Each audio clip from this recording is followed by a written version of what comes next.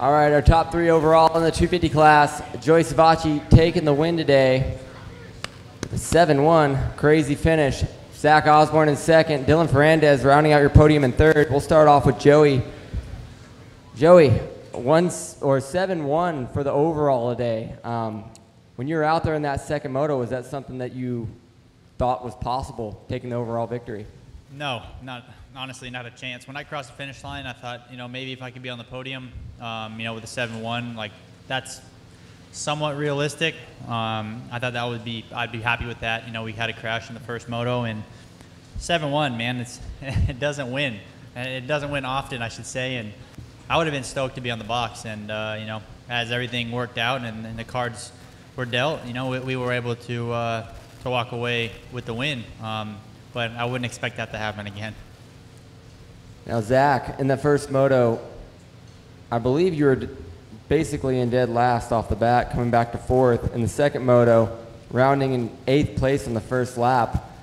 What was something you may have been lacking in moto number 2 that you had in moto number 1 that helped charge the field quicker? I went deep in that first moto. I was throwing up after, and it was a big effort, a huge effort. I knew I was going to be missing a little bit of pep there for the second race, but I was coming through fine, and then I got to the bottom of the hill there where the tight S section is, and Plessinger smashed me. Like, he fell, and I went off the track, and that cost me some time, and I had to work my way back to the toe of the guys in front of me. So a few different things, but overall, I mean, after falling in the first moto in the second corner and still getting on the podium today, I'm happy with it.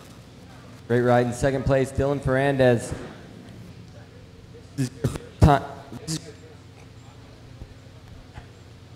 Shake weight? Exactly. I'll just shout. This is your first time to Washougal in X part. Do you feel like the hard pack surface suited your sprint style a little bit more since you grew up riding a lot of hard pack? For sure, the truck was looking a little bit of what we can have in GP, so that's helped a little bit. But I mean, it was a really crazy track today, especially with the shadow and everything was difficult to see. It was good experience.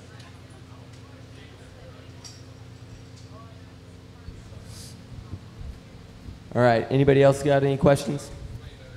Guy? Joe, you talked about changing up some of the suspension stuff.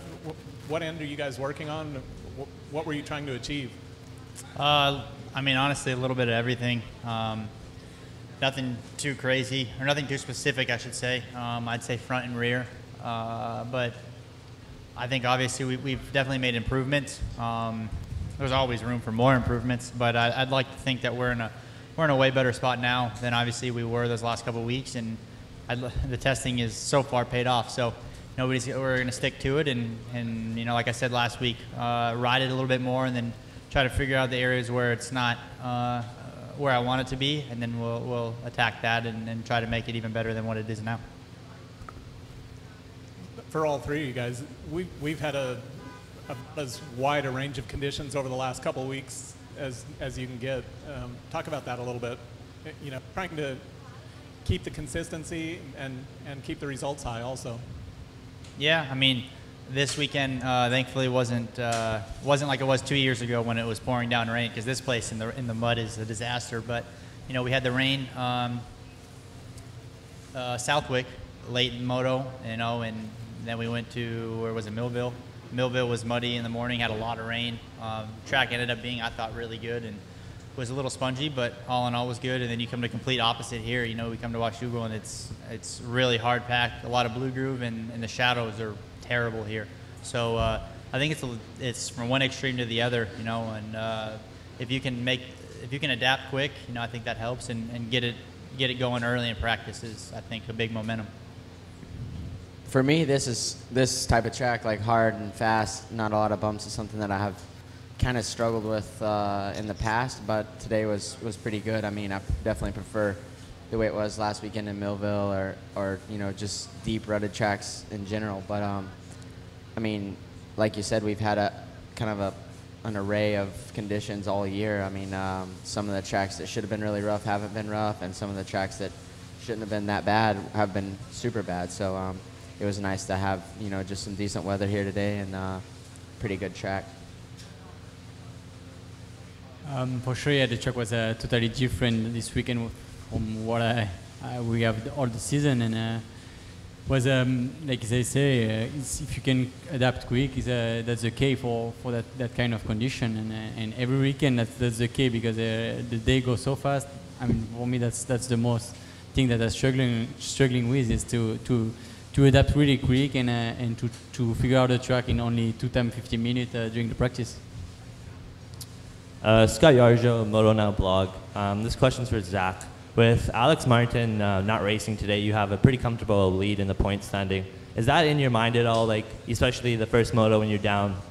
Like, when you mentioned that you dig really deep and you're throwing up after. When do you stop and like just try and settle in for some points? I don't know. I'm just not really that kind of rider. Like, I mean, yeah, maybe in 2 more rounds, if it stays the way it is, then I can do something like that. But like today, I mean, I just want to keep charging and maximize my points every day or every race, and I just want to continue to go hard. Zach, it seemed to be in moto number 2, there towards the end of the moto, your bike was smoking once again. Did you have any idea that was coming out of the bike? And if you do, then what could that have been? No, I didn't have any clue, but I think it was the clutch. Like, I was tired and I was kind of hanging off the clutch, I think, just to keep myself up on the bike. But it was fine. Like, it was running fine and everything. So it's more my fault. Joey, after kind of having a rough start to the season, then picking up an overall victory in Colorado, it seemed like you had a bit of a stale patch. Now this is your 2nd overall victory in a row, your 3rd on the season. Going into the weekend break, what are you looking at working on to try to put yourself in position to win the final 3 rounds? I mean, I think the biggest thing for me is starts. I think we've seen, week in and week out, good starts go a long way. You put yourself inside the top 3. I think you're up there, clean air for the most part, and you're with fast guys, so it's a lot easier to get into a rhythm and a flow. And when you're stuck back there, behind some people that are a little bit slower than you, but just fast enough to where you can't get around them right away, that can really stop the momentum. So I think the biggest thing for me is obviously all I'm worried about is Unadilla. 1 weekend at a time, and just keep working on us. I think we can always improve everywhere. I think corners can be better, and I think intensity can be better. So, between that and starts, it's a never-ending game, and I think we'll just I'll watch the race tomorrow when I get home, and and try to see where I could have been better and take it from there. Dylan, with Motocross the Nations creeping up, I know you're probably a strong candidate for Team France. Have you heard any information leading towards you maybe being on the team again this year? They will give an answer beginning of August, so I think I can be selected. There is many changes I can ride for Team France in 250, but I mean, yeah, we'll see. It's not easy for me now that to be in America to ride the nation, because the race is 1 month after, maybe 5 weeks after the last race of the season here in outdoor. So I will have to work 1 more month and we see. But yeah, for sure I'm excited to ride the nation for Team France. Are you planning on possibly racing the GP of America? Yeah, like I say, if they choose me to ride the nation, I will do the GP. If not, I will not do the GP.